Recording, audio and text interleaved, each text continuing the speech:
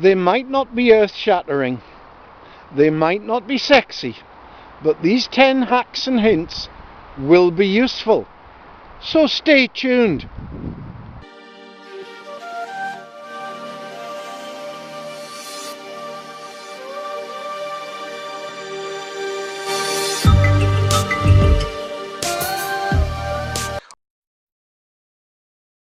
If you need to make an attachment loop, you can use Velcro. If you need it to be stiff, you can introduce a piece of plastic cut to length with the edges rounded. Insert it between the two sets of Velcro. If you need the attached object to be particularly steady, you can double up on the Velcro. Yuck! Stinky water bottles aren't just unpleasant, they're unhygienic. If you've got one, clean it out using hot water and a denture tablet.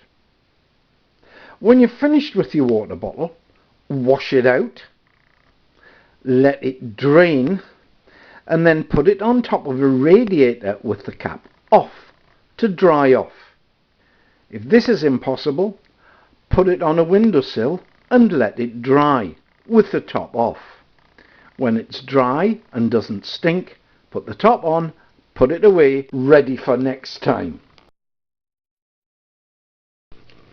If you've got more gear than you can shake a stick at, and you're not sure where it is, put it in a themed box, pack it carefully, write out the contents and put it in the box.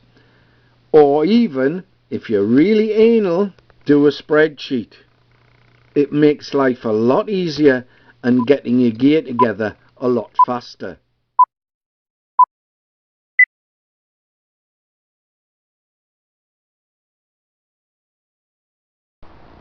It's muddy, it's horrible, and if you don't want to wear wellies, there is an alternative. Fisherman's boots. They'll keep your feet dry and comfortable. Basically, the fisherman's boot is a rubber shoe with a man-made material upper. The rubber shoe is waterproof and the uppers have never let me down, but I think they're only water resistant.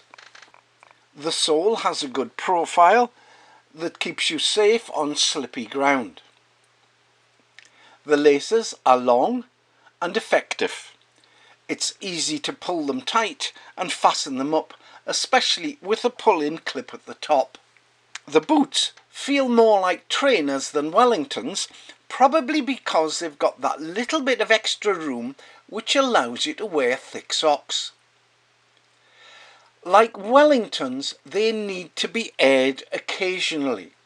So, take out the insoles and let the boot breathe. The insoles provided are pretty thin, but they can be replaced with cushioned insoles or woolen ones in the winter to keep your feet even warmer. I have only had the boots for a number of weeks, but they are comfortable. They don't hurt my feet when I'm walking. I've used them for up to 3 hours at a time. They provide a good alternative to Wellingtons or leather boots or trainers. They keep your feet dry, they're easy to clean, and they're comfortable. After testing the boots, I can tell you that they're great in the mud. However, they have their limitations. They're not Wellingtons. If the water's too deep, you're going to get wet feet. So remember, although the shoe part is waterproof, the uppers are only water resistant. Nevertheless, they are worth considering for use in cold, wet, muddy conditions. Wood on the ground is at worst wet and at best damp. You can't burn wet wood easily. You might get damp wood burning, but because you're evaporating off the dampness, it doesn't give off much heat but it does give off a lot of smoke. You can find much drier wood hanging in branches. So collect hanging dead wood. It's got a good chance to be drier, so it'll burn more efficiently with less smoke. Yes, you can boil water in a plastic bottle or a plastic bag, but one really needs some sort of mess kit. Cooking systems usually have a lid, or one part that can be put onto the other to act as a lid. This lid is important as it reduces heat loss and therefore saves fuel. Cooking in a metal cup is popular, and one can improvise a lid from a suitable tin, or buy a pre-made lid, or make your own. All in all, the extra weight is worth carrying for the convenience of cooking faster and carrying less fuel. If you want efficient cooking, put a lid on it.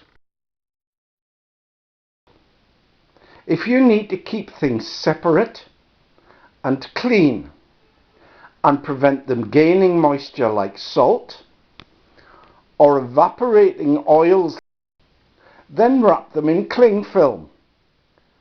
It is a one-use water barrier. It can also be used for sealing the tops of bottles if you're worried about contents leaking out. Write in the rain notebooks are great for storing information. However, it is difficult to erase even pencil marks.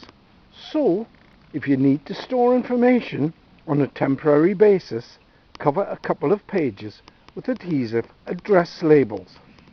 You can write on them, and you can rub out the writing afterwards. If you know that you're going to read at night, but space and weight are a consideration, try using a tiny torch from Polymath. They are small, light and easy to use. If you're sick of rummaging around for small pieces of equipment in your bags, sew on some elastic loops, put the small items in. They're there, they're not going to get lost, and they're easy to find. Thank you for watching, commenting and hopefully subscribing. Before I go, take this on board. Think thrice, measure twice, cut once. So get out there, get training. You know it makes sense, it will serve you well.